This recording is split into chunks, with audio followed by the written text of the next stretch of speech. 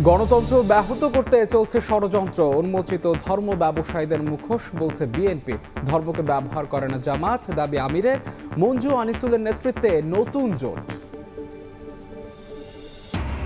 তফসিল ঘোষণা রেকর্ড করতে বুধবার বিটিভি বেতারকে ডেকেছে ইসি। একই দিনে রাষ্ট্রপতির সঙ্গে সাক্ষাৎ, উৎসবমুখর ভোট আয়োজনের প্রস্তুতি নিচ্ছে সরকার। বেগম খালেদা জিয়ার সিটি স্ক্যান রিপোর্ট স্বাভাবিক, শারীরিক অবস্থার উন্নতির উপর নির্ভর করছে তার লন্ডন যাত্রা। তত্ত্বাবধান করছেন পুত্রবধূ জোবাইদা, দোয়া চান বিএনপি নেতারা।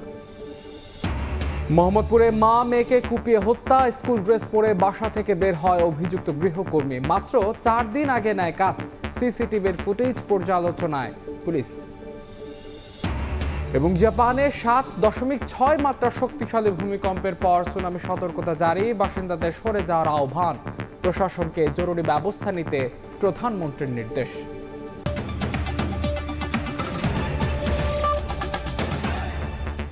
প্রবাসের সময় সঙ্গে আছে আমি মাহাদ ইসলাম ধ্রুব। গণতান্ত্রিক উত্তরণ থামাতে ষড়যন্ত্র চলছে, তাই সামনের যুদ্ধ অনেক কঠিন। বিএনপির ভারপ্রাপ্ত চেয়ারম্যান তারেক রহমান আরও বলেন, জবাবদিহি নিশ্চিতে নির্বাচিত সরকারের বিকল্প নেই। একই অনুষ্ঠানে বিএনপি নেতারা বলেন, কেবল ধর্মের ট্যাবলেট বিক্রি করতে চায় নীতি আদর্শহীন একটি দল। জনগণের সামনে তাদের মুখোশ উন্মোচিত হয়েছে। জাতীয় নির্বাচন সামনে রেখে বিএনপির দেশ গড়ার পরিকল্পনা কর্মসূচি। রাজধানীর কৃষিবিদ ইনস্টিটিউট মিলনায়তনে সোমবার বিকেলে ছাত্রদল নেতাকর্মীদের সঙ্গে মতবিনিময় সভায় ভার্চুয়ালি যুক্ত হন বিএনপির ভারপ্রাপ্ত চেয়ারম্যান তারেক রহমান। বক্তব্যে তিনি বলেন, জবাবদিহিতা নিশ্চিতে নির্বাচিত সরকারের বিকল্প নেই, অথচ গণতান্ত্রিক উত্তরণ থামাতে চলছে ষড়যন্ত্র। অভ্যুত্থানের পরও রাজনৈতিক সংস্কৃতির পরিবর্তন না হওয়া দুঃখজনক বলেও মন্তব্য করেন তারেক রহমান। সাধারণ মানুষের কাছে জবাবদিহি করতে বাধ্য থাকে একমাত্র নির্বাচিত একটি গণতান্ত্রিক সরকার। বহু ষড়যন্ত্র চলছে বর্তমানে, কিভাবে গণতান্ত্রিক ব্যবস্থাকে ব্যাহত করা যায়। এরকম একটি বিষয় আমরা দেখেছি গত 16 বছর ধরে। একজন ভালো আর বাকি সবাই খারাপ। দুঃখজনকভাবে হলো 5 তারিখের পরে কেন জানি মনে হচ্ছে সেটির বোধহয় পরিবর্তন হয়নি। এই ধারণার পরিবর্তন হতে হবে। এটি গণতন্ত্রের জন্য হুমকি। এর আগে সকালে দ্বিতীয় দিনের আয়োজনের উদ্বোধনী পর্বে জান্নাতের কথিত টিকিট বিক্রির সমালোচনা করেন বিএনপি নেতারা। বলেন, ধর্মের নামে মানুষকে বিভ্রান্ত করছে নীতি আদর্শহীন একটি দল। যারা বিনা কষ্টে জান্নাতে যেতে চাচ্ছেন, সেটার বাস স্টেশন কোথায় একটু আগে জেনে নেবেন। তারা কেবলই বলছে যে এখানে একটু মার্কাতে ভোট দিলে তরতরাইয়া জান্নাতে যাবে। তার আগে ইহকালে কিভাবে চলবে এর কোনো বক্তব্য নাই। যে দলের কোনো নীতি আদর্শ নেই, শুধুমাত্র ধর্মের নামে একটা ট্যাবলেট বিক্রি করে জনগণের সাথে প্রতারণা করার পরিকল্পনা করছে, তাদেরকে জনগণ ইতিমধ্যে চিনেছে, তাদের মুখোশ উন্মোচিত হয়েছে। এদিকে বিকেলে গুলশান কার্যালয়ে দল বিলুপ্ত করে বিএনপিতে যোগ দেন এলডিপির একাংশের চেয়ারম্যান শাহাদাত হোসেন সেলিম। এ সময় বিএনপির স্থায়ী কমিটির সদস্য আমির খসরু মাহমুদ চৌধুরী বলেন, মনোনয়ন নিয়ে প্রতিযোগিতা থাকলেও দল ঘোষিত প্রার্থীকে জয়ী করতে নেতাকর্মীদের কাজ করতে হবে। একসাথে ঐক্যবদ্ধভাবে, মিলিতভাবে, সম্মিলিতভাবে আগামী নির্বাচনের দিকে এগিয়ে যেতে হবে। মান অভিমান দিয়ে মূল যে উদ্দেশ্য, সেখান থেকে আমরা সরে দাঁড়াতে পারবো। এ সময় লক্ষ্মীপুর 1 আসনে শাহাদাত হোসেন সেলিমকে ধানের শীষের প্রার্থী ঘোষণা করে বিএনপি। বাংলাদেশ জাতীয়তাবাদী। ফারুক ভিয়া, রবিন, সময় সংবাদ, ঢাকা। ফেব্রুয়ারিতে নির্বাচন না হলে গভীর সংকটে পড়বে দেশ। ইউরোপীয় ইউনিয়নের সঙ্গে বৈঠক শেষে জামায়াত ইসলামীর আমির ডক্টর শফিকুর রহমান আরও বলেন, তার দল ধর্ম নিয়ে ব্যবসা করে না, বরং ভোট এলে যারা টুপি ও তসবি নিয়ে ঘুরে তারাই প্রকৃত ধর্ম ব্যবসায়ী। এদিকে ভোটের প্রস্তুতি জানতে সিএসির সঙ্গে সাক্ষাৎ করেছে জামায়াতের প্রতিনিধি দল। পরে দলটির সেক্রেটারি জেনারেল মিয়া গোলাম পরোয়ার বলেন, তফসিলের আগে লেভেল প্লেইং ফিল্ড নিশ্চিত করতে হবে। ত্রয়োদশ সংসদ নির্বাচন আয়োজনের প্রস্তুত ইসি। চলতি সপ্তাহে ঘোষণা করা হবে তফসিল। এমন অবস্থায় সোমবার নির্বাচন কমিশনে জামাতের প্রতিনিধি দল 6 সদস্যের দলের নেতৃত্ব দেন দলটির সেক্রেটারি জেনারেল মিয়া গোলাম পরোয়ার। সিএসির সঙ্গে বৈঠকে তফসিল, লেভেল প্লেইং ফিল্ড, অবৈধ অস্ত্র উদ্ধার সহ বিভিন্ন বিষয়ে আলোচনা করেন তারা। বৈঠক শেষে জামায়াতের সেক্রেটারি জেনারেল বলেন, তফসিলের আগেই লেভেল প্লেইং ফিল্ড নিশ্চিত করতে হবে। যদি দেখি যে তফসিল ঘোষণার পর কোনো কর্মকর্তা খুব নগ্নভাবে তার নিরপেক্ষতা ভঙ্গ করছেন, আমরা এগুলো আপনাদের নোটিশে আনবো। এদিকে ভোট নিয়ে আলোচনা করতে রাজধানীর গুলশানে ইউরোপীয় ইউনিয়নের দূতাবাসে আসেন জামায়াতে ইসলামীর আমিরের নেতৃত্বে প্রতিনিধি দল। কয়েকটি দেশের রাষ্ট্রদূত ও প্রতিনিধির সঙ্গে আলোচনা শেষে জামায়াতের আমির ডক্টর শফিকুর রহমান বলেন, ফেব্রুয়ারিতে নির্বাচন না হলে গভীর সংকটে পড়বে দেশ। ফেব্রুয়ারির ঘোষিত এই টাইমলাইনের ভিতরে নির্বাচন হওয়াই দেশের জন্য একান্ত প্রয়োজন। এর সামান্য কোনো ব্যত্যয় ঘটলে দেশ দারুণভাবে ক্ষতিগ্রস্ত হবে। এ সময় বিএনপির ভারপ্রাপ্ত চেয়ারম্যান তারেক রহমানের মন্তব্য নিয়ে প্রশ্ন করা হলে জামায়াত আমির বলেন, ধর্ম নিয়ে ব্যবসা করেন না তারা। ধর্ম ব্যবহার করলে কে করে সেটা আপনারা ভালো বুঝেন। ইলেকশনের সময় নতুন করে যারা বেশি বেশি নামাজ শুরু করেন, টুপি পরেন, তসবিহ হাতে নিয়ে ঘুরান, ধর্মকে তারাই বোধহয় সম্ভবত ব্যবহার করেন। একই দিনে গণভোট ও সংসদ নির্বাচন হলে সাধারণ মানুষ বিপাকে পড়বে বলে ইইউকে জানিয়েছে জামায়াত। যার যেটুকু শ্রদ্ধা। শফিকুজ্জামান রুবেল, সময় সংবাদ, ঢাকা। আগে গণভোট সহ 5 দফা দাবিতে অনড় 8 দল। সোমবার রাতে আন্দোলনরত 8 দলের লিয়াঞ্জ কমিটির বৈঠক শেষে একথা বলেন 8 দলের সমন্বয়ক ও জামায়াতের সহকারী সেক্রেটারি জেনারেল হামিদুর রহমান আজাদ। এ সময় খেলাফত মজলিসের মহাসচিব আহমদ আব্দুল কাদের বলেন, গণভোটে হাঁ জয়যুক্ত করতে মঙ্গলবার থেকে প্রচারণার পাশাপাশি মাসব্যাপী চলবে কর্মসূচি। একই দিনে গণভোটের ব্যাপারে আমরা তফসিল ঘোষণার পরে ফাইনালি বুঝতে পারবো সরকার আসলে শিডিউলটা কীভাবে দিচ্ছে। সুতরাং আমাদের দাবি এখনও আছে। আজকেও আমরা নির্বাচন কমিশনে গিয়ে একই দাবি জানিয়েছি। সম্ভব অসম্ভব সময় আছে নাই এটা সরকার চিন্তা করবে, কিন্তু আমাদের দাবির উপর আমরা এখনও আছি।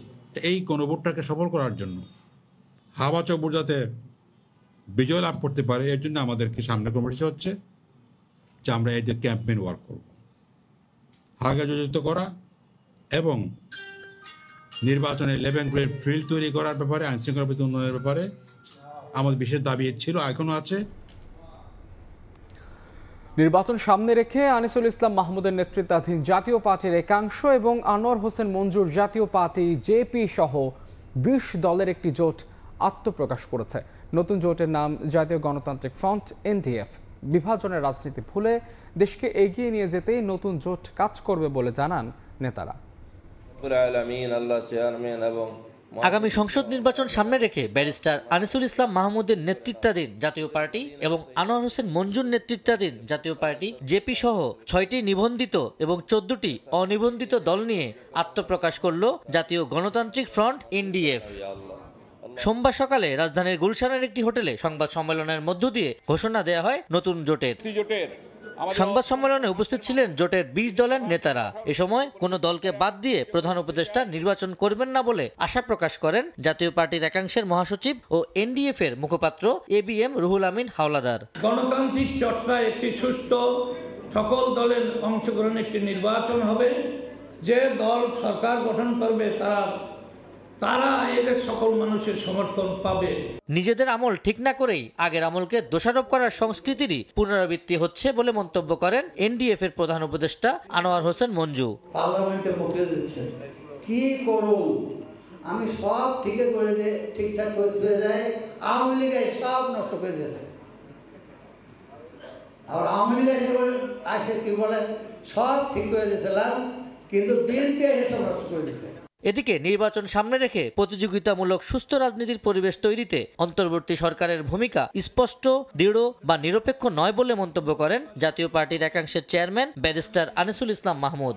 একটা উৎসব মুখর এবং ঐতিহাসিক নির্বাচন দেওয়ার জন্য, কিন্তু তার কোনো আলামত নির্বাচন কমিশনে কি হচ্ছে আমি জানি না, কিন্তু বাইরে তার কোনো প্রতিফলন এখন পর্যন্ত দেখছি। নতুন এই জোটে নেই জিএম কাদের নেতৃত্বাধীন জাতীয় পার্টি। 3 মাসের মধ্যেই তারা আয়ত্তে। আবু সাইদ নিশান, সময় সংবাদ, ঢাকা। জাতীয় সংসদ নির্বাচনের তফসিল ঘোষণার জন্য সব প্রস্তুতি শেষ করেছে নির্বাচন কমিশন। বুধবার ভোটের তারিখ নিয়ে দুপুর 12টায় বঙ্গভবনে রাষ্ট্রপতির সঙ্গে সাক্ষাৎ করবে এএমএম নাসির উদ্দিনের নেতৃত্বাধীন নির্বাচন কমিশন। এরপরই তফসিল ঘোষণা রেকর্ড করবে বিটিভি ও বেতার। ফেব্রুয়ারির প্রথমার্ধে একই দিনে হচ্ছে জাতীয় নির্বাচন ও গণভোট। এরই মধ্যে আরপিও ও আচরণবিধি সংশোধন, ভোটার তালিকা চূড়ান্ত সহ ভোটের সার্বিক প্রস্তুতি শেষ করেছে ইসি। সবশেষ প্রস্তুতি ও ভোটের তারিখ নিয়ে রাষ্ট্রপতির সঙ্গে সাক্ষাৎ করতে বুধবার বঙ্গভবনে যাবেন এএমএম নাসিরুদ্দিন কমিশন। এদিনই ভোটের সময়সূচি জানাতে জাতির উদ্দেশ্যে সিএসির ভাষণ রেকর্ড করতে বিটিভি ও বেতারকে ডাকা হয়েছে।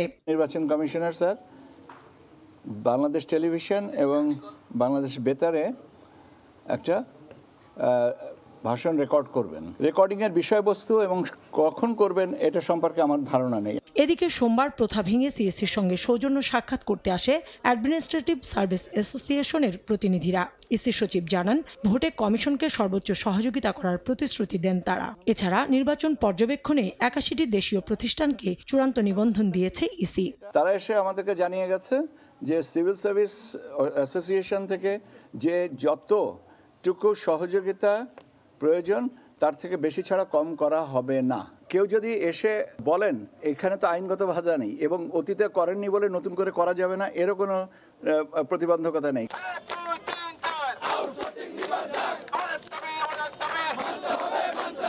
এনআইডি প্রকল্প থেকে রাজস্ব খাতে নিতে কমিশনের এনআইডি আইডিয়া প্রকল্পের সারা দেশের কর্মকর্তারা ইসির সামনে অবস্থান কর্মসূচি পালন করেন। কাউসার চৌধুরী কুমু, সময় সংবাদ, ঢাকা।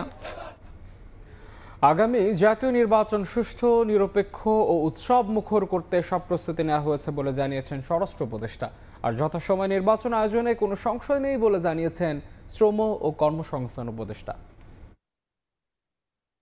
আগামী সংসদ নির্বাচনের তফসিল ঘোষণার কথা রয়েছে চলতি সপ্তাহেই।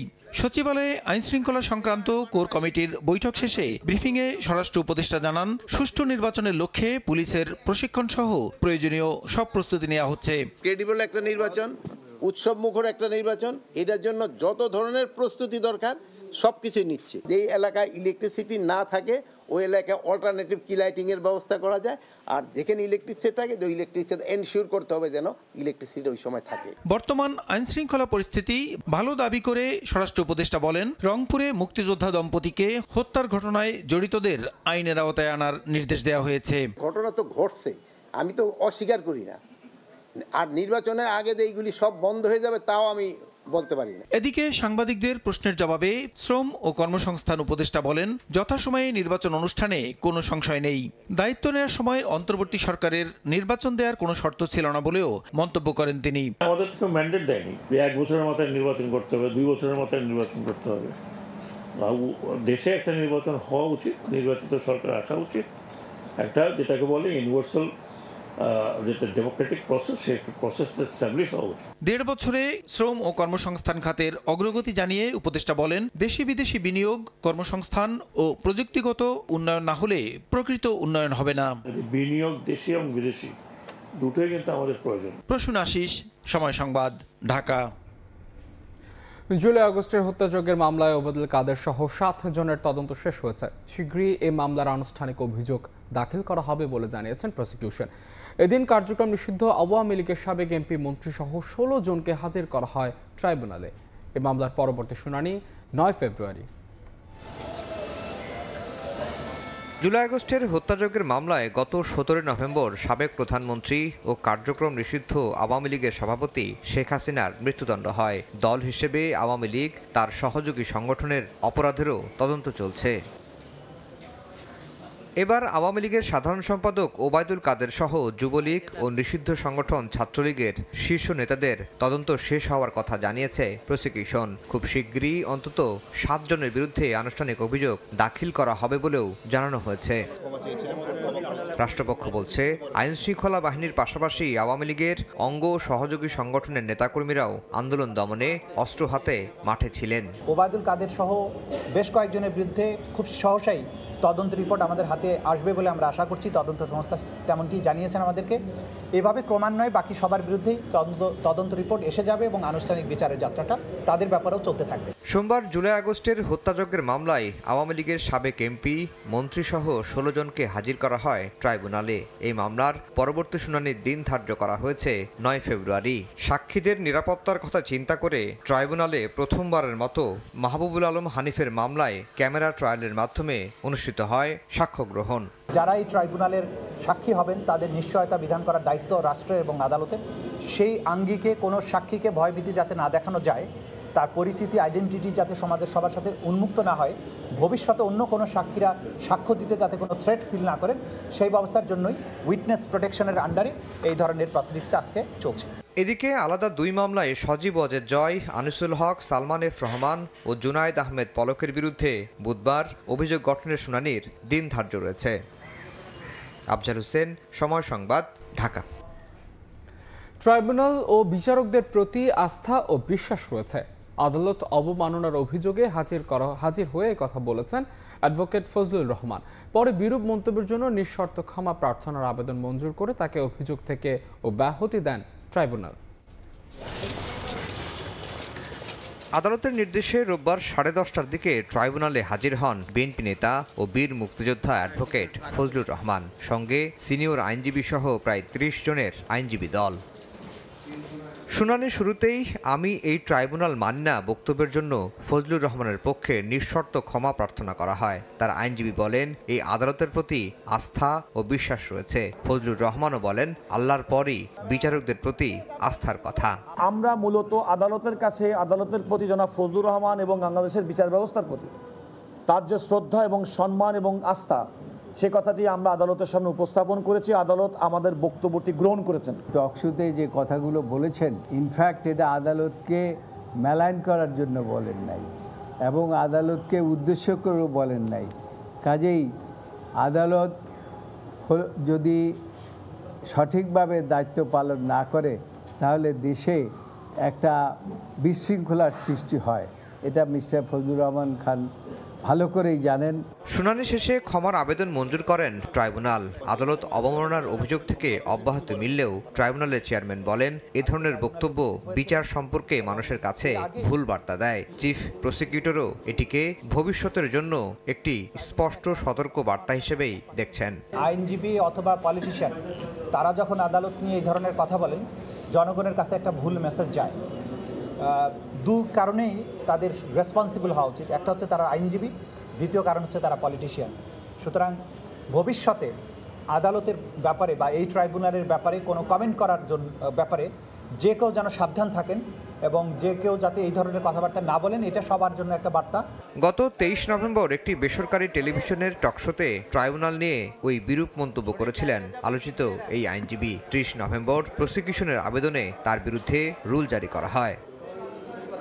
আফজাল হোসেন, সময় সংবাদ, ঢাকা। রাজধানীর এভারকেয়ার হাসপাতালের সিসিওতে আছেন বিএনপির চেয়ারপারসন বেগম খালেদা জিয়া। সাবেক প্রধানমন্ত্রীর শারীরিক অবস্থা অনেকটাই অপরিবর্তিত। তার সুস্থতার জন্য দেশবাসীর কাছে দোয়া চেয়েছেন বিএনপি নেতারা। এভারকেয়ারে 16 দিন ধরে চিকিৎসাধীন বিএনপি চেয়ারপারসন বেগম খালেদা জিয়া। 12 দিন ধরে তাকে চিকিৎসা দেওয়া হচ্ছে সিসিইউতে। বিএনপি প্রধানের স্বাস্থ্য নিয়ে দেশি বিদেশি চিকিৎসকদের মেডিকেল বোর্ড বসছে প্রায় প্রতিদিনই। পুরো বিষয়টি পর্যবেক্ষণ করছেন তার পুত্রবধূ জুবাইদা রহমান। বেগম জিয়াকে উন্নত চিকিৎসার জন্য লন্ডনে নেওয়া হবে কিনা তা নির্ভর করছে মেডিকেল বোর্ডের সিদ্ধান্তের ওপর। আলোচনায় এয়ার অ্যাম্বুলেন্সের ইস্যুটিও। বেগম জিয়াকে সুস্থ করে তুলতে আপ্রাণ চেষ্টা করছেন চিকিৎসকরা। তার সুস্থতার জন্য দেশবাসীর কাছে দোয়া চেয়েছেন বিএনপির স্থায়ী কমিটির সদস্য মির্জা আব্বাস। দেশনেত্রী বেগম খালেদা জিয়া ওনার অসুস্থতার জন্য যে দোয়া আমি দেখেছি, আমি এই জীবনে এত দোয়া আমি মানুষের দেখি নাই। আলহামদুলিল্লাহ আজকে পত্রিকা দেখলাম যে ওনার অবস্থা বেশ খানিকটা ভালোর দিকে।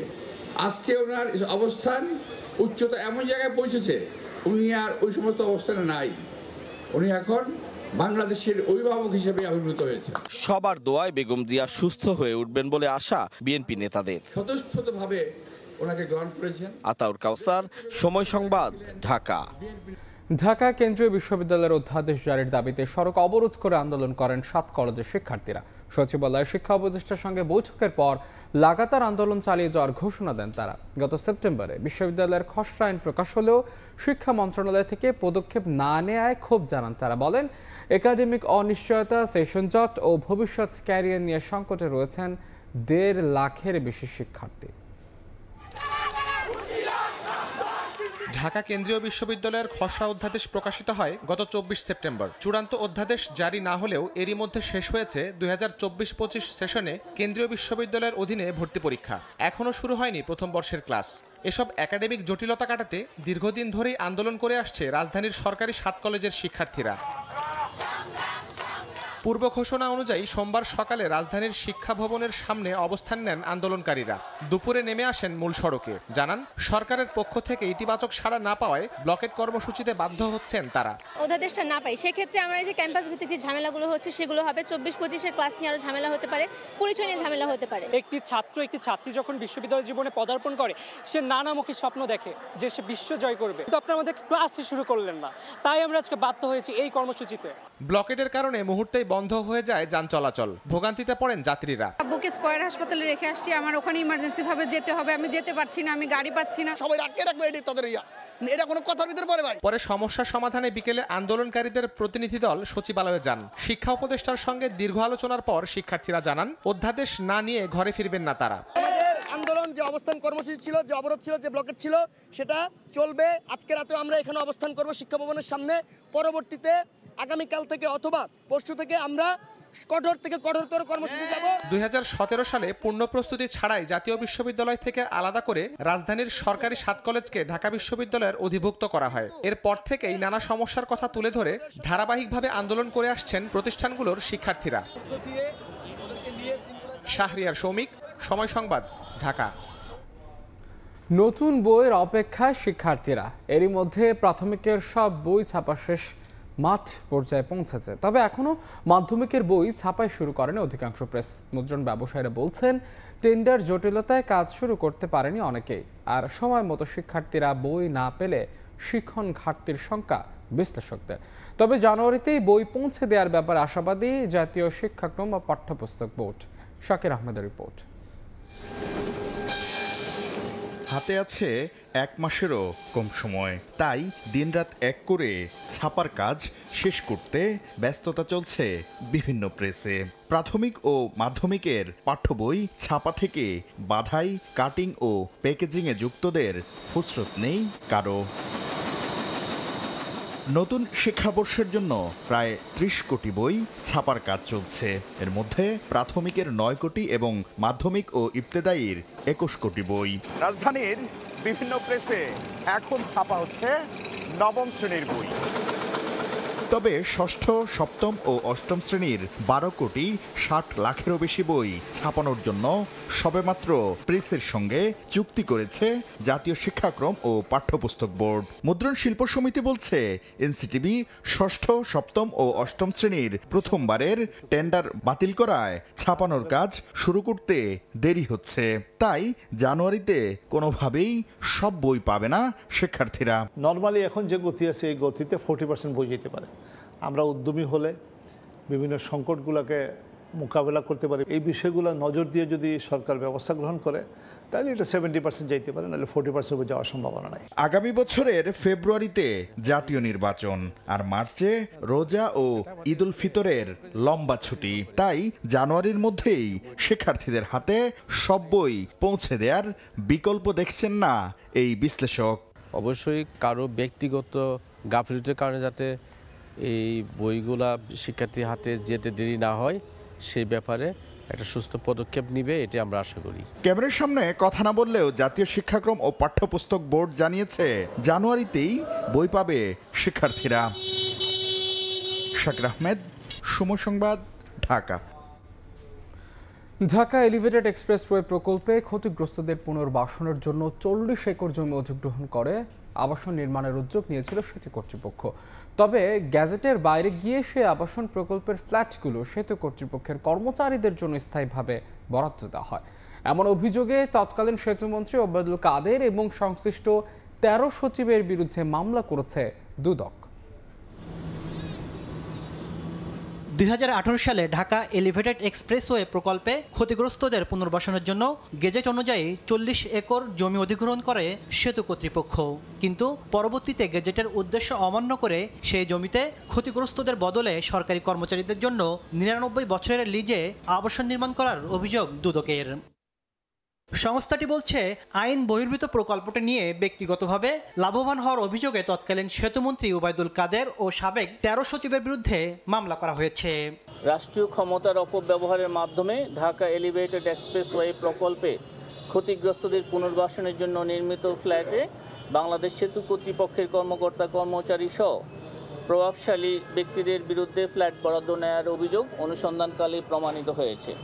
এই কারণে এর সাথে অভিযোগের সাথে সংশ্লিষ্ট কর্মকর্তাদের বিরুদ্ধে মামলা রুজুর সিদ্ধান্ত গৃহীত হয়েছে। এদিন ঢাকা 16 আসনের সাবেক এমপি ইলিয়াস উদ্দিন মোল্লা দম্পতির বিরুদ্ধে মামলা করেছে দুদক, যেখানে তাদের বিরুদ্ধে 16.5 কোটি টাকার অবৈধ সম্পদ ও 181 কোটি টাকার বেশি সন্দেহজনক লেনদেনের অভিযোগ আনা হয়েছে। উক্ত অর্থ জ্ঞাতসারে স্থানান্তর, রূপান্তর এবং হস্তান্তর করার অপরাধ অনুসন্ধানকালে প্রমাণিত হয়েছে। এই কারণে মিসেস ফরিদা ইলিয়াস এবং জনাব মোহাম্মদ ইলিয়াস উদ্দিন মোল্লার বিরুদ্ধে আরও একটি মামলা রুজুর সিদ্ধান্ত গৃহীত হয়েছে। দুদক বলছে তদন্তে সম্পদের পরিমাণ বাড়লে অভিযোগপত্রে অন্তর্ভুক্ত করা হবে। তাসলিম তৌহিদ, সময় সংবাদ, ঢাকা। নির্বাচন সামনে রেখে বিভিন্ন দলের অবৈধ ব্যানার ফেস্টুনে ছেয়ে গেছে রাজধানী ঢাকা। অলিগলি থেকে শুরু করে প্রধান সড়ক সবখানেই আইন ভঙ্গ করে দেদারসে সাঁটানো হচ্ছে বিভিন্ন প্রচারণা সামগ্রী। এগুলো উচ্ছেদে কাজ শুরু করে নগর কর্তৃপক্ষ।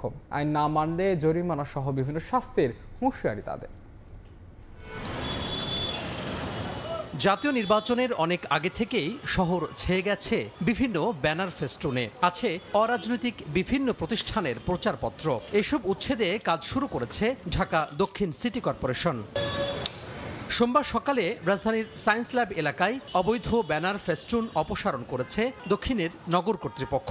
অভিযানে বিভিন্ন দলের নির্বাচনী প্রচারণার সামগ্রী সহ শখানেক বিজ্ঞপ্তি, বিলবোর্ড সরিয়ে ফেলা হয়। অভিযানকে স্বাগত জানিয়ে নিয়মিত তদারকির দাবি জানিয়েছেন সাধারণ মানুষ। আমার হাতে মোবাইলে জানতে পারি কার কি চরিত্র, কার কি বৈশিষ্ট্য, কার কি সম্পদ, কার কি অর্থ, কার কি চরিত্র, সেটা সম্পূর্ণ আমরা বুঝতে পারতেছি মিডিয়ার মাধ্যমে।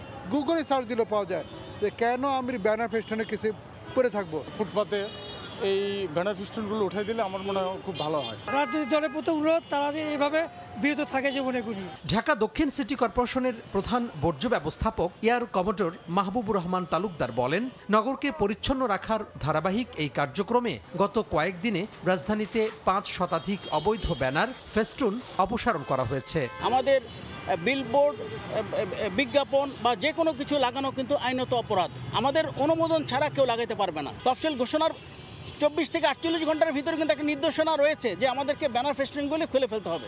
সো ওইটারই অংশ হিসেবে আমরা কাজগুলি করছি। নির্ধারিত স্থান ব্যতীত যেখানে সেখানে ব্যানার পোস্টার লাগিয়ে শহর অপরিচ্ছন্ন করলে আইনের আওতায় আনার হুঁশিয়ারি দেয় সিটি কর্পোরেশন কর্তৃপক্ষ। তোহা খান তামিম, সময় সংবাদ, ঢাকা। রাজধানীর মোহাম্মদপুরে মা ও তার কিশোরী মেয়েকে ছুরিকাঘাতে হত্যা করা হয়েছে। এই ঘটনায় বাসার কাজের লোকে সন্দেহ করছে পুলিশ। সোমবার সকালে অভিযুক্ত ওই গৃহকর্মীকে ছদ্মবেশে বাসা থেকে বের হতেও দেখা যায়।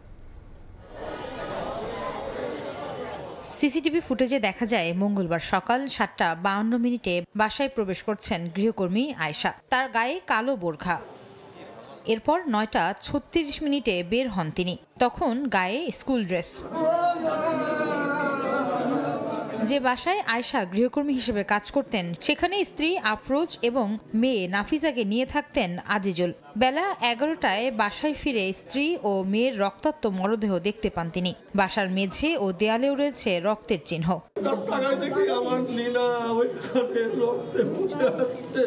খবর পেয়ে ছুটে আসেন স্বজন ও প্রতিবেশীরা। 3 থেকে 4 দিন আসছে, নিস্তালার গার্ডের মাধ্যমে রেফারেন্স নিয়ে কাজে আসছে। স্কুল ড্রেস পরে হিজাব পরে বের হয়ে গেল। সেই মেয়ে তো কখনো হিজাব পরেনি। দারোয়ান কি এটুকু কিছুই বুঝতে পারেনি। এদিকে ঘটনাস্থল থেকে হত্যায় ব্যবহার করা ছুরি উদ্ধার করা হয়েছে। আর সিসিটিভি ফুটেজ পর্যালোচনা করে জড়িতদের গ্রেফতারের চেষ্টা করছে বলে জানিয়েছে পুলিশ। সিসি ক্যামেরা ফুটেজ সেটি বিশ্লেষণ করে তার হত্যার আগে পরের তার উপস্থিতি, তার অ্যাক্টিভিটিস বিশ্লেষণ করে আমরা এটি নিয়ে পরবর্তী তদন্ত এগিয়ে নিয়ে যাব। সন্দেহভাজন গৃহকর্মী আয়েশা 4 দিন আগে এ বাসায় কাজ নেন। ভাড়া থাকতেন বিহারি ক্যাম্পে। আয়েশা সিদ্দিক, সামিয়া, সময় সংবাদ, ঢাকা। চাঁপাইনবাবগঞ্জের শিবগঞ্জে এক বিএনপি কর্মীকে কুপিয়ে হত্যা করেছে দুর্বৃত্তরা। নিহত নয়নের বাড়িতে লুটপাট, ভাঙচুর ও অগ্নিসংযোগ করে তারা। স্বজন স্থানীয়রা জানান, সোমবার সন্ধ্যায় বাবুপুর মোড়ে নয়নকে চাপাতি দিয়ে 2 পা ও 2 হাত কেটে গুরুতর আহত করে ফেলে রাখে দুর্বৃত্তরা। পরে স্থানীয়রা তাকে গুরুতর আহত অবস্থায় উদ্ধার করে চাঁপাইনবাবগঞ্জ জেলা হাসপাতালে নিয়ে যান। সেখানে প্রাথমিক চিকিৎসা দিয়ে আশঙ্কাজনক অবস্থায় রাজশাহী মেডিকেল কলেজ হাসপাতালে নিলে রাত 9টার দিকে চিকিৎসাধীন তার মৃত্যু হয়।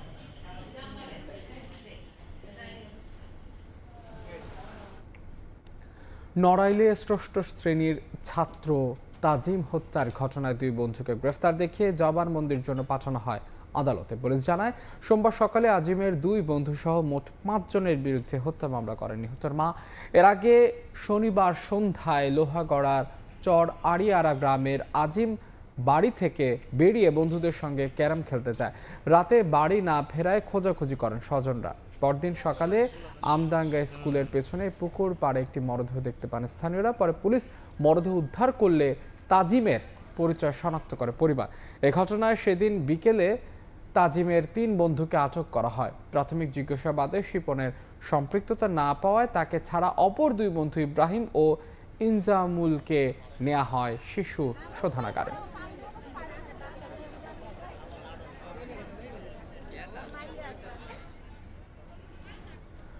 নরসিংদীতে আধিপত্য বিস্তারকে কেন্দ্র করে দুপক্ষের সংঘর্ষে গুলিবিদ্ধ হয়ে 1 জন নিহত হয়েছেন, আহত হয়েছেন 10 জন। অভিযুক্তদের ধরতে অভিযান চলছে বলে জানিয়েছে পুলিশ।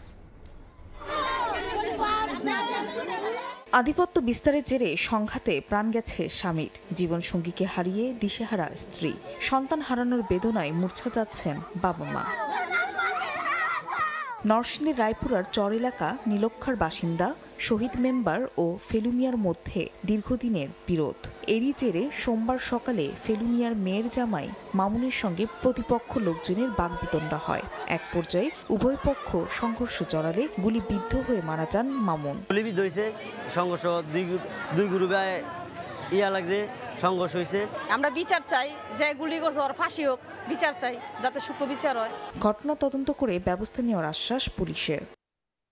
বিভিন্ন ইস্যুতে আসলে এই গ্রুপগুলা এক একটা গোষ্ঠী আরেকটা গোষ্ঠীর উপরে সংঘর্ষে জড়িয়ে যায়, পরিস্থিতি এখন নিয়ন্ত্রণে আছে। নিহত মামুন কুয়েত প্রবাসী ছিলেন, 15 দিন আগে দেশে ফেরেন তিনি। সময় সংবাদ, নরসিংদী। সারা দেশে বাড়ছে শীতের তীব্রতা, সেই সঙ্গে বাড়ছে ঠান্ডাজনিত রোগবালাই। সবচেয়ে বেশি আক্রান্ত হচ্ছে শিশুরা। সোমবার দেশের সর্বনিম্ন তাপমাত্রা পঞ্চগড়ের তেঁতুলিয়ায় 10.4 ডিগ্রি সেলসিয়াস রেকর্ড করা হয়েছে। কুয়াশার চাদরে ঢাকা পথঘাট, ঠান্ডা জেঁকে বসতে শুরু করেছে ঠাকুরগাঁও, পঞ্চগড় সহ দেশের উত্তরাঞ্চলে। শীত বাড়তে থাকায় দিনের বেলাতেও সড়কে হেডলাইট জ্বালিয়ে চলাচল করছে যানবাহন। ঠান্ডার তীব্রতায় সবচেয়ে বেশি দুর্ভোগে দরিদ্র ও ছিন্নমন মানুষেরা। প্রত্যেকটা গাড়ি দেখি হেডলাইট জ্বালিয়ে পঞ্চগড় যাতায়াত করতেছে। শীতের মধ্যে তো আমাদের খুব ঠান্ডা, আমরা কাপড় কিনতে পাই না, মোজা কিনতে পাই না। এদিকে শীত মৌসুমের শুরুতেই বরগুনায় দেখা দিয়েছে ডায়রিয়া ও নিউমোনিয়ার প্রকোপ। আক্রান্তদের মধ্যে শিশুই বেশি। বর্তমানে জেনারেল হাসপাতালে ধারণ ক্ষমতার 2.5 গুণ বেশি শিশু চিকিৎসাধীন। এতে দেখা দিয়েছে ওষুধ সংকট। প্রথমে জ্বর আইছে বাসায় বসে, তারপরে রাত্রে অসুস্থ হয়ে পড়ছে, হাসপাতালে নিয়ে আসছে। স্লিপ লিখে দেয়, এই স্লিপ দিয়ে বাহির দিয়ে ওষুধ আনা লাগে। হাসপাতাল কর্তৃপক্ষ বলছে, অতিরিক্ত রোগীর কারণে ওষুধের মজুদ ফুরিয়ে যাওয়ায় এমন পরিস্থিতি তৈরি হয়েছে। রোগীর সংখ্যা প্রায় 5 গুণ থেকে 10 গুণ ছিল। তখনই আমাদের স্টকে যেসব ওষুধ, ইভেন ক্যানুলা পর্যন্ত, আবার রিয়েজেন্ট আমাদের প্রয়োজনের তুলনায় যা ছিল তার থেকে 10 গুণ শেষ হয়ে গিয়েছে, যার জন্য আমাদের এখন সামলাতে কষ্ট হচ্ছে। হাসপাতালের তথ্য মতে গত 1 মাসে হাসপাতালের বহির্বিভাগে চিকিৎসা নিয়েছে প্রায় 1500 শিশু, আর ভর্তি থেকেছে 7 শতাধিক শিশু। ফাহরিয়া ফারজানা, সময় সংবাদ। দেশে গত 5 বছরে বৈদেশিক ঋণ বেড়েছে 42%। এই ঋণ পরিশোধের চাপ দ্রুত বাড়ছে এমন দেশগুলোর একটি বাংলাদেশ। এই তথ্য জানিয়েছে বিশ্বব্যাংক। সরকারি বেসরকারি খাতে নেওয়া বৈদেশিক ঋণ সুদ আসলে পরিশোধের পরিমাণ গত 5 বছরে বেড়ে হয়েছে দ্বিগুণ। চ্যালেঞ্জ মোকাবেলায় প্রবাসী ও রফতানি আয় বাড়ানোর পরামর্শ দিচ্ছেন অর্থনীতিবিদরা। বিদেশি ঋণ নিয়ে পারমাণবিক বিদ্যুৎ কেন্দ্র, মেট্রো রেল, বিমানবন্দরের 3য় টার্মিনাল, টানেল, এলিভেটেড এক্সপ্রেসওয়ে সহ বড় বড় প্রকল্প বাস্তবায়ন করেছে সরকার। গেল 5 বছরে দেশের বৈদেশিক ঋণ বেড়েছে 42%। এই ঋণ পরিশোধের চাপ দ্রুত বাড়ছে এমন দেশগুলোর মধ্যে শ্রীলঙ্কার সঙ্গে রয়েছে বাংলাদেশও। রোববার প্রকাশিত বিশ্ব ব্যাংকের ইন্টারন্যাশনাল ডেট রিপোর্ট 2025-এ উঠে এসেছে এমন তথ্য। বিশ্বব্যাংক বলছে 2024 সাল শেষে বাংলাদেশে বৈদেশিক ঋণ পরিশোধের পরিমাণ $10,448 কোটি দাঁড়িয়েছে, যা 2020 সালে ছিল $7,355 কোটি। সরকারি বেসরকারি খাতে নেওয়া বৈদেশিক ঋণের সুদ ও আসল পরিশোধের পরিমাণ গত 5 বছরে দ্বিগুণ হয়েছে। 2020 সালে বৈদেশিক ঋণের বিপরীতে সুদ ও আসল হিসেবে $373 কোটি পরিশোধ করতে হয়েছিল। 2024 সালে তা হয়েছে প্রায় $335 কোটি। নির্বাচিত সরকার ক্ষমতায় আসলে এই প্রবলেমগুলো অনেকটাই অ্যাড্রেস হয়ে যাবে এবং ওভারঅল লোনটা যদি প্রোডাক্টিভ ওয়েতে আমরা ইউজ করতে পারি তাহলে হচ্ছে লোনের পরিমাণটা যেটা আছে আমাদের একটা GDP external date two GDP যে লোনের রেশিওটা এটা আসলে আরও বাড়ালেও আমাদের জন্য খুব একটা সমস্যা হবে না। লোন ছাড় করতে দেরি হচ্ছে, এটা একটা বড় কারণ হলো আমাদের এলডিসি গ্রাজুয়েশন বা এই সমস্ত বিষয়ের কারণে আমাদের ওভারঅল যে আগে যতটা গ্রেস পিরিয়ড ছিল বা লোনের ইন্টারেস্টগুলো ছিল এগুলো আগের মতো ফ্লেক্সিবল নয়, তো সেই কারণে নেগোসিয়েশন করতে বা প্রসেসগুলো কমপ্লিট করতে দেরি হচ্ছে। তবে গত 5 বছরে ঋণ ছাড় খুব একটা বাড়েনি বিশ্বব্যাংকের হিসাবে। 2024 সালে সরকারি বেসরকারি খাতে ঋণ ছাড়ের পরিমাণ ছিল $1,110 কোটি, 5 বছর আগে যা ছিল $1,022 কোটি। ইয়ানুর শিফাত, সময় সংবাদ।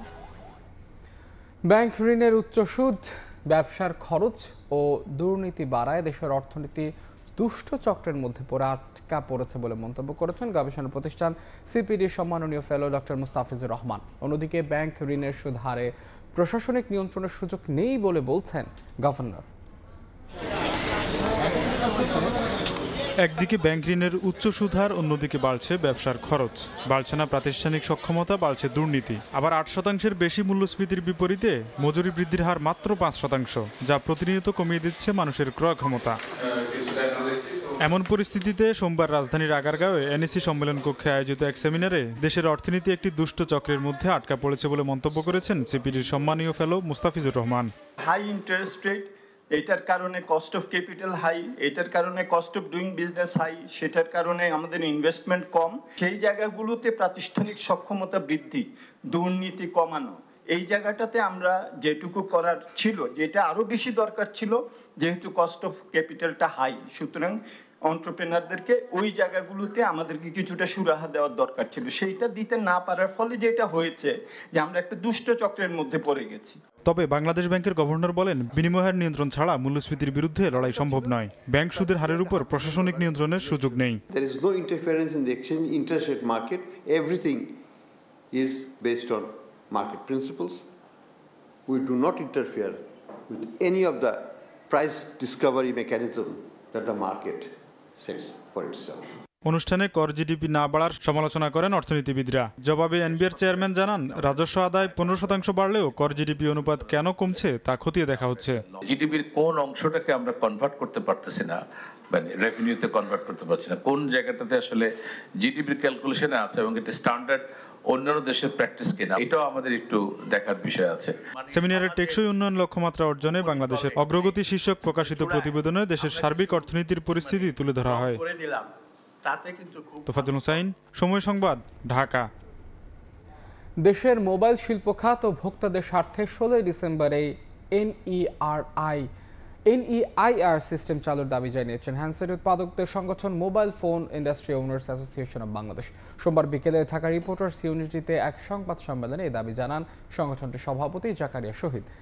NEIR চালু হলে দেশে মোবাইল ফোনের দাম বাড়বে না, অথচ হ্যান্ডসেটের দাম নিয়ে মোবাইল ব্যবসায়ীরা জনমনে বিভ্রান্তি ছড়াচ্ছে বলে অভিযোগ করেন তিনি। এ সময় MIOB এর নেতারা বলেন, 2030 সাল নাগাদ বিশ্বে স্মার্টফোনের বাজার দাঁড়াবে প্রায় $1100 বিলিয়ন।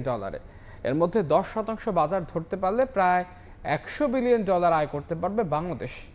NIR চালু না হলে এই খাতে বিদেশি বিনিয়োগ আর আসবে না বলেও জানান MIOB এর নেতারা।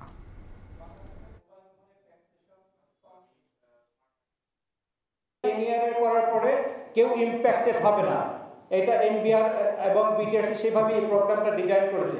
কারো যদি ইল মোটিভ থাকে, অন্য উদ্দেশ্য থাকে, তারা মনে করতে পারে হ্যাঁ এটাতে ইম্প্যাক্টেড। আদারওয়াইজ NIR আমরা চাই দেশের শিল্প রক্ষার স্বার্থে যারা ইনপুট করবে তাদেরও সুরক্ষা হবে। NIRটা আমরা চাই দেশের মোবাইল ইন্ডাস্ট্রির স্বার্থে, ম্যানুফ্যাকচারদের স্বার্থে না, মোবাইল ইন্ডাস্ট্রি, দেশের ভোক্তা এবং সরকারের স্বার্থে এই NIRটা দরকার। দেখছেন প্রবাসের সময়, দেশের বাইরের খবর। জাপানের উত্তর পূর্ব উপকূলে 7.6 মাত্রার শক্তিশালী ভূমিকম্প আঘাত হেনেছে। সোমবার স্থানীয় সময় রাতে আওমেরি অঞ্চলের উপকূলে আঘাত হানে এটি। উপকূল থেকে ৮০ কিলোমিটার দূরে এবং গভীরতা ভূপৃষ্ঠ থেকে ৫০ কিলোমিটার গভীরে ছিল এর উৎপত্তিস্থল। এরই মধ্যে দেশটির বেশ কয়েকটি উপকূলীয় অঞ্চলে সুনামি সতর্কতা জারি করা হয়েছে।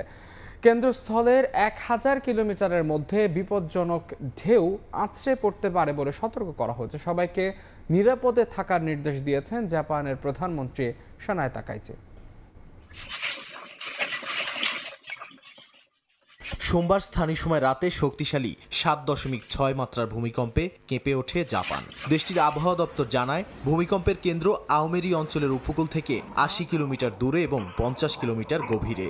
স্থানীয়রা জানান অন্তত ৩০ সেকেন্ড ভূকম্পন অনুভূত হয়েছে।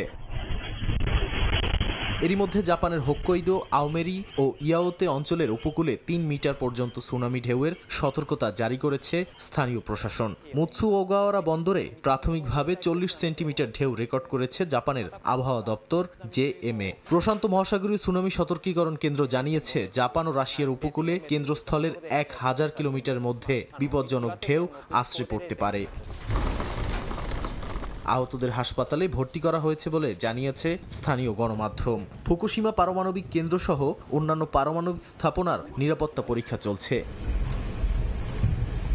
জাপানের আবহাওয়া সংস্থা ও প্রধানমন্ত্রী সবাইকে উঁচু জায়গায় সরতে, সুনামি আশ্রয় কেন্দ্রে যেতে এবং সতর্কতার সময় নিরাপদ অবস্থান ত্যাগ না করার নির্দেশ দিয়েছেন। বিশেষ করে পরপর প্রথম ৩টি ঢেউ ভয়াবহ হতে পারে বলে জানা গেছে। প্রধানমন্ত্রী সানায় তাকাইচি জানিয়েছেন, সরকার মানুষের জীবনকে সর্বোচ্চ প্রাধান্য দিয়ে জরুরি ব্যবস্থা নিচ্ছে।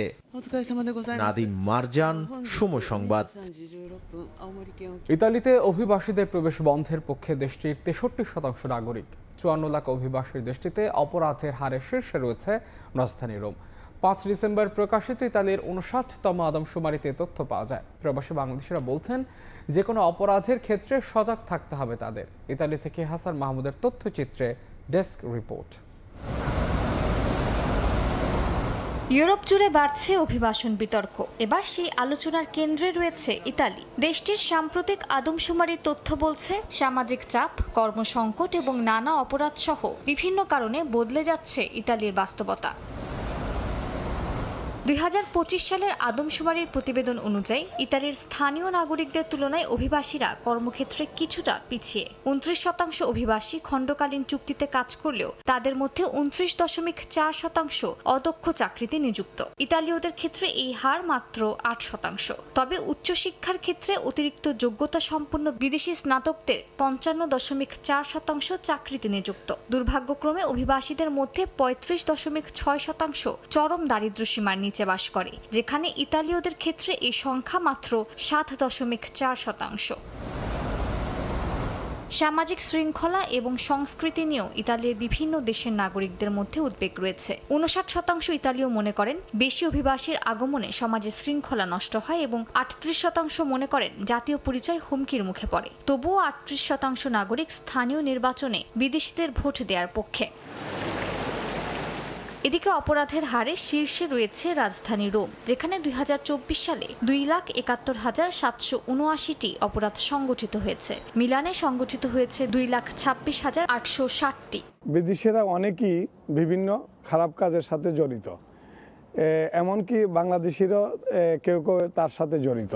ইতালি প্রবাসী যারা এবং ইতালি কমিউনিটি নেতৃবৃন্দ যারা, সকলেই আমরা যাতে এই অপরাধ কর্মকাণ্ড থেকে আমরা বিরত থাকি। রোমে অপরাধের সংখ্যাটা দিন দিন বেড়েই চলছে। সবাইকে সতর্ক থাকার জন্য অনুরোধ করব, সব ধরনের অন্যায় থেকে ইতালিয়ান প্রশাসন যেটাকে নিষেধ করে আমরা এগুলো এড়িয়ে চলি। পুরো ইতালিতে বিশেষ করে রাজধানী রোমে চুরি বা পকেটমারের ঘটনা ঘটছে সবচেয়ে বেশি। ২০২৪ সালে ৩৩,৪৬৮টি চুরির ঘটনা রেকর্ড করা হয়েছে। এ কারণে দেশটির নাগরিকদের অভিযোগ, রাস্তাঘাটে হাঁটা এখন বিপজ্জনক। গেল বছর দেশটিতে ৫,১৮,৪৯৭টি দুর্ঘটনার খবর পাওয়া গেছে। এতে প্রাণ হারিয়েছেন ১২৯১ জন। সময় সংবাদ, Italy. BNP chairperson Begum Khaleda জিয়ার রোগ মুক্তি কামনায় সংযুক্ত আরব আমিরাতের বিভিন্ন প্রদেশে দোয়া মাহফিল হয়েছে। স্থানীয় সময় রোববার রাতে দুবাইয়ের দোয়া মাহফিল আয়োজন করা হয়। এতে বেশ ১,০০০-এর বেশি প্রবাসী বাংলাদেশে অংশগ্রহণ করেন। বাংলাদেশ থেকে ভার্চুয়ালি যুক্ত হন চট্টগ্রাম ৬ আসনের বিএনপি মনোনীত প্রার্থী। এ সময় তিনি বলেন, বেগম খালেদা জিয়ার শূন্যতায় বাংলাদেশের গণতন্ত্রে বড় ধরনের বিপর্যয় দেখা দিতে পারে।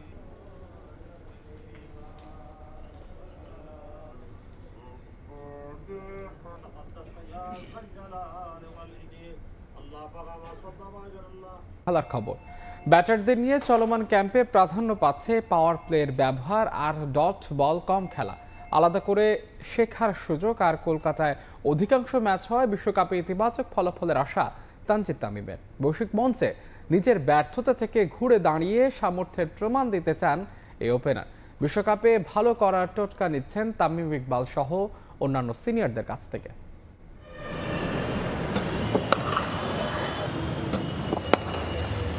আয়ারল্যান্ড সিরিজের পরে বসে থাকেনি টিম ম্যানেজমেন্ট। বিপিএল ব্যস্ততা মাথায় রেখে বিশ্বকাপ ক্যাম্পের কাজকর্ম সেরে রাখা হচ্ছে আগেভাগেই। ব্যাটারদের নিয়ে বিশেষায়িত ক্যাম্প সচরাচর চোখে পড়ে না মাঠের ক্রিকেটীয় ব্যস্ততার কারণে। ফিল সিমন্সের ক্লাসে সবথেকে বেশি গুরুত্ব পাচ্ছে পাওয়ার প্লের ব্যবহার। প্রথম 6 ওভারে ব্যাটিং অ্যাপ্রোচ কেমন হওয়া উচিত তা নিয়েই চলছে অনুশীলন। বিশেষায়িত এই ক্যাম্প নিয়ে খুশি ক্রিকেটাররাও। খুব ভালো একটা ক্যাম্প চলতেছে এখন, স্পেশালি ব্যাটিং নিয়ে। এরকম ক্যাম্প সচরাচর হয় না, তো খুব ভালো একটা উদ্যোগ বলবো আমি বিসিবির, যে এই ক্যাম্পটা করেছে। আর এখানে স্পেসিফিক কাজ হচ্ছে আমাদের ল্যাকিংসগুলো আছে এবং লাস্ট যে সিরিজগুলো হয়েছে সেখানে আমরা কি আরও ইমপ্রুভ করতে পারি এবং সামনে আরও কীরকম সিচুয়েশন আমরা ফেস করতে পারি এবং বলাররা আমাদের নিয়ে কী ধরনের প্ল্যান করতে পারে এবং কোথায় কোথায় ফিল্ডার নিয়ে কোথায় আমরা গ্যাপ খুঁজে পাবো, এই জিনিসগুলো নিয়ে কাজ করা হচ্ছে আর কি। বিশ্বকাপ গ্রুপ পর্বের 4 ম্যাচের 3টি হবে কলকাতায়। কন্ডিশন বিবেচনায় খুব বেশি পার্থক্য নেই দেশের উইকেটের সঙ্গে। একই ভাষাভাষী হওয়ায় সমর্থনও মিলবে। তামিমের ভাষায় ভেন্যু হিসেবে কিছুটা হলেও বাড়তি অ্যাডভান্টেজ পাবে টিম টাইগার। আমি বলবো যে আমাদের দেশের সাথে কিছুটা সিমিলার আছে কলকাতা উইকেট, কারণ লাস্ট আমরা কয়েকটা সিরিজ খেলেছি, যেরকম চিটাগাং খেলেছি, ম্যাক্সিমাম 2টা সিরিজের লাস্টে চিটাগাং খেলা হয়েছে T20, ওখানে দেখবেন যে প্রিকি উইকেট ছিল। তো আমার কাছে মনে হয় যে এটা অনেক ভালোভাবে কাজে লাগবে, আর ওখানে আমাদের দর্শকরা অনেক ভালোভাবে সাপোর্ট দেয় আমাদের, তো আমি আশা করি যে এটা আমাদের অনুপ্রেরণা দেবে ওখানে। এদিকে এখনও বৈশ্বিক মঞ্চে নিজের সামর্থ্য প্রমাণে ব্যর্থ তানজিদ তামিম। দ্বিপাক্ষিক সিরিজে ভালো করলেও বিশ্বকাপে নিজের রান খরা কাটাতে চান এই ওপেনিং ব্যাটার। টোটকা নিচ্ছেন তামিম ইকবাল সহ সিনিয়রদের কাছ থেকে, ঘোচাতে চান আগের বিশ্বকাপের ব্যর্থতা। আমি সফল না, আমি আমার ক্যালিবার অনুযায়ী খেলতে পারি নাই আইসিসি ইভেন্টে, তারপরে এশিয়া কাপে আমি ক্যালিবার অনুযায়ী খেলতে পারি নাই। তো এটা আমার কাছে সত্যি অনেক খারাপ লাগে। যেরকম সিরিজগুলোতে আমি লাস্ট কয়েকটা সিরিজ যেরকম কনসিস্টেন্ট পারফর্ম করছি, তো আমার চেষ্টা থাকবে যাতে এই কনসিস্টেন্টটা যাতে আইসিসি ইভেন্টে ধরে রাখতে পারি। বিপিএলের আগ পর্যন্ত চলবে ব্যাটারদের স্কিল ট্রেনিং ক্যাম্প, এরপরেই শুরু হবে T20 ফ্র্যাঞ্চাইজি টুর্নামেন্ট। সাব্বির মিথুন, সময় সংবাদ, ঢাকা। লাতিন বাংলা সুপার কাপে নিম্নমানের দল এনে আর্জেন্টিনার 3য় বিভাগের ক্লাব বলে চালিয়ে দিচ্ছে আয়োজক কর্তৃপক্ষ। আসলে তারা পেশাদার ফুটবলার কি না তা নিয়ে সংশয় বাংলাদেশ দলের কোচ। এমনকি যুক্তরাজ্য থেকে লাল সবুজের হয়ে খেলতে আসা ক্যাপসার হক ও সন্তুষ্ট নন এই আর্জেন্টিনার সঙ্গে খেলে। কেন এমন করা হলো তা নিয়ে অস্পষ্ট জবাব আয়োজক আসাদুজ্জামানের।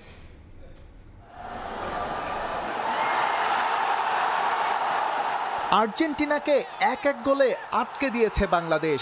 চমকে ওঠার মতো খবর হলেও লাতিন বাংলা সুপার কাপে ঘটেছে এমন ঘটনায় ভাগ্য নেহায়েত খারাপ না হলে ম্যাচটা জিততেও পারত বাংলাদেশ। এই রেজাল্টে অনেকের মনেই আশার সঞ্চার। আসলেই হয়তো উন্নতির পথে দেশের ফুটবল, কিন্তু আসল সত্যটা কি? লাতিন বাংলা সুপার কাপে আর্জেন্টিনার অ্যাথলেটিকো চার্লনকে 3য় বিভাগের ক্লাব বলে পরিচয় করে দেয়া হলেও বাংলাদেশে খেলতে আসা ফুটবলারদের সঙ্গে ক্লাবটির সংশ্লিষ্টতা নিয়ে আছে বড় প্রশ্ন। সেটা আরও পরিষ্কার হয়ে যায় মাঠে তাদের পারফরমেন্স দেখে। তাই আর্জেন্টিনা নামধারী ক্লাবটির সঙ্গে ড্র করেও সন্তুষ্টি নেই লাল সবুজ ফুটবলার ও কোচের। বিশ্ব চ্যাম্পিয়ন একটা দলের থার্ড টায়ারের পারফরমেন্স তো আসলে সেরকমই হওয়া উচিত। আপনার কাছে আসলে কি মনে হয়, টু বি অনেস্ট? না, আসলে সেটা আমরা হয় নাই। অ্যাকচুয়ালি আমি জানি না তাদের সম্পর্কে বিস্তারিত। আমি জানার চেষ্টা করেছি বিভিন্নভাবে, যখন আমরা কোন 2টা দলের সঙ্গে খেলা হবে তাদের সম্পর্কে বিভিন্ন তথ্য নেওয়ার চেষ্টা করেছি। আমি ব্রাজিল দল সম্পর্কে যতটা তথ্য পেয়েছি আর্জেন্টিনা সম্পর্কে ততটা পাইনি। Argentina team is very different. They have a very good team, but still you can tell it's South American football, so it's good. বাংলাদেশে ফুটবল টুর্নামেন্ট আয়োজন করার ন্যূনতম ধারণা না থাকলেও হঠাৎই একটি গোষ্ঠী ল্যাটিন বাংলা সুপার কাপ নিয়ে ব্যস্ত। এখানে অংশ নেয়া ব্রাজিল এবং আর্জেন্টিনা দল নিয়ে ঢোল পেটালেও প্রেক্ষাপট পুরোই বিপরীত। সবকিছু প্রকাশ্যে চলে আসায় বিষয়টি আড়াল করতে না পেরে এলোমেলো জবাব সংশ্লিষ্টদের। First tyre, second tyre, third tyre, fourth tyre, fifth tyre এভাবে যেতে থাকেন তাহলে দেখা যাবে যে এরা থার্ড টায়ারের টিম, তারপরে থার্ড টায়ারেরও মনে হয় ওই মান হয়নি যেটা আমরা ব্রাজিল টিমের মধ্যে পেয়েছি অনেস্টলি। সো দ্যাট এইখান থেকে তো আমি একজন ব্যক্তি হিসাবে টিম সিলেক্ট করতে পারি না। সো আমি একটা টিমকে যখন থার্ড টায়ার থেকে নিয়ে আসছি তো আমার মনে হয়েছিল থার্ড টায়ারের টিম বাংলাদেশ অনূর্ধ্ব 20-এর জন্য ইটস এনাফ। শুধু পারফরমেন্স নয়, ফুটবলারদের আচার আচরণেও ছিল অপেশাদারিত্বের ছাপ। তাই অ্যাথলেটিকো চার্লনের বিপক্ষে এক গোলের ড্রতেও আসলে সন্তুষ্টি খোঁজার কোনো উপলক্ষই নেই। এসএম ইকবাল, সময় সংবাদ, ঢাকা। এ পর্যায়ে শীর্ষ সংবাদগুলো জানিয়ে দিচ্ছে আরও একবার। গণতন্ত্র ব্যাহত করতে চলছে ষড়যন্ত্র, উন্মোচিত ধর্ম ব্যবসায়ীদের মুখোশ বলছে বিএনপি। ধর্মকে ব্যবহার করে না জামাত, দাবি আমিরের। মঞ্জু আনিসুলের নেতৃত্বে নতুন জোট। তফসিল ঘোষণা রেকর্ড করতে বুধবার বিটিভি বেতারকে ডেকেছে ইসি। একই দিন রাষ্ট্রপতির সঙ্গে সাক্ষাৎ। উৎসব মুখর ভোট আয়োজনের প্রস্তুতি নিচ্ছে সরকার। এবং বেগম খালেদা জিয়ার সিটি স্ক্যান রিপোর্ট স্বাভাবিক, শারীরিক অবস্থার উন্নতির উপর নির্ভর করছে তার লন্ডন যাত্রা। তত্ত্বাবধান করছেন পুত্রবধূ জুবাইদা। দোয়া চান নেতারা।